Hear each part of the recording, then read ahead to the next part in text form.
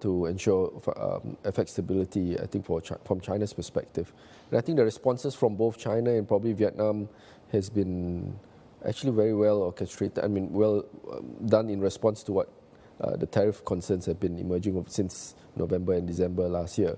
So I think overall, I think in some sense, the stability would remain until probably any new developments out of China. So I think it's all a good indication that the tariffs, the reciprocal tariffs is something new that came about. The tariffs numbers didn't come out as much as we had expected in the first quarter.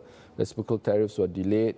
So we probably have a window for deals to be happening. So I think there's always this positive element that may emerge from this going forward. But my sense is there's always the risk. And whether the question is whether markets have priced in fully some of this risk or unraveled some of this risk already, given the recent announcements of the reciprocal tariffs. My sense is that the unraveling is not full yet, so there could still be still some of this priced in some of the currencies. Right.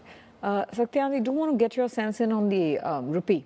Yeah. You think there's been RBI intervention, and if the RBI is holding the line at this point, then how much more strength can we see in the currency? Because on the other hand, you're looking at perhaps 1 or 2 more rate cuts in the offing. Yeah.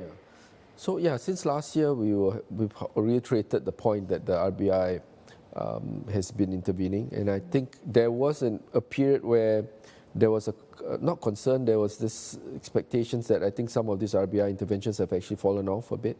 I think growth concerns, and I think on the equity market sort of repricing on that front as well.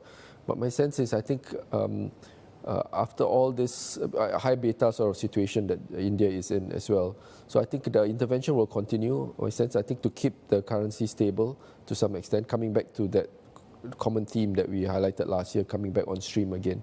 So I think the strengthening will be limited, I think, because the dollar strength, if it comes back in again, will be there for the most part of this year, I think. I don't think it will go away unless US economy sort of falls off quite sharply, and then the easing starts reappearing again, and the yields start sort of falling off substantially. But if that doesn't happen, I think the Indian rupee should be somewhat stable around current levels or slightly below that if